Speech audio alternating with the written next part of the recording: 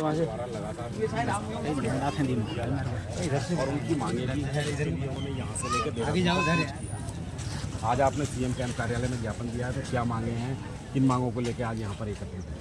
आज हमारे गुरिल्ला संगठन की जो टनकपुर में ये धरना प्रदर्शन हुआ है, उसमें जो ज्ञापन हमने आज मुख्यमंत्री के कैंप कार्यालय से दिया है, उसमें हमने सिर्फ इतना कहा है कि जो माननीय मुख्यमंत्री जी ने 20 दिसंबर को हमारे राज्य के विभिन्न अधिकारियों को, सचिवालय के प्रमुखों को जो निर्देश दिए थे कि गुरिल्लों के संबंध में राज्य में उनके समायोजन के लिए कोई योजना बनाई जाए, जिस भी विभाग में गुरिल्लों को रखा जा सकता है उनकी योग्यता के अनुसार वो तुरंत रिपोर्ट हमें दें, मुख्यमंत्री जी को दें, ताकि उस पर सरकार निर्णय ले सके।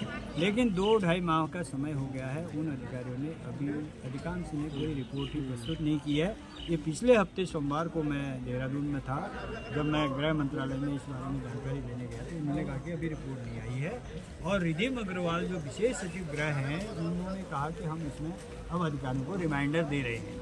तो इसीलिए हमने ये मांग की है कि आप तुरंत जो है इस पर रिपोर्ट मंगाएं। और जैसा कि मुख्यमंत्री जी ने उस मीटिंग में ये भी आश्वासन दिया था कि जो है हम इस पर समय समय पर समीक्षा बैठक करेंगे, और अगर ये अधिकारी जवाब नहीं दे रहे हैं तो समीक्षा बैठक बुलाई जाए, सारे अधिकारियों को पुनः बैठाया जाए। ये मांग हमने आज के ज्ञापन में की है। जैसा कि एक चीज़ और जो महत्वपूर्ण है, जो हमारे जो ये 18 साल से हमारे बहुत सारे गुरिल्ला और अधिकांश गुरिल्ला कहिए नौकरी की आयु सीमा पार कर चुके हैं। इसीलिए हमने राज्य सरकार से ये भी अनुरोध किया है कि जो उम्र दराज गुरिल्ला हैं उनको सहायता देने के लिए या पेंशन जो भी सरकार देना चाहती है उस पर केंद्र सरकार में प्रभावी पहल राज्य सरकार करे, क्योंकि अब अधिकांश गुरिल्ला हमारे जो है उम्र दराज हो चुके हैं और उनका बड़ा महत्वपूर्ण योगदान रहा है। चीन का जब भारत पर आक्रमण हुआ था, जो चीन ने 1962 के बाद दोबारा कोई सीधे युद्ध करने की हिम्मत नहीं की, उसके पीछे कहीं न कहीं चीन को ये एहसास था कि उत्तराखंड के गांव-गांव में अब बंदूक चलाने वाला, राइफल चलाने वाला, ग्रेनेड चलाने वाला, LMG चलाने वाला, छापामार युद्ध करने वाला गुरिल्ला बैठ चुका है।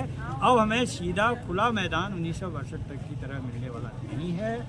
इसीलिए चीन सीमा को सुरक्षित करने में गुरिल्ला का महत्वपूर्ण योगदान है। इसीलिए जो भी अब हमारे साथी बचे कुचे गुरिल्ला हैं उनकी सहायता करना देश का प्रथम कर्तव्य होना चाहिए। ये हमारी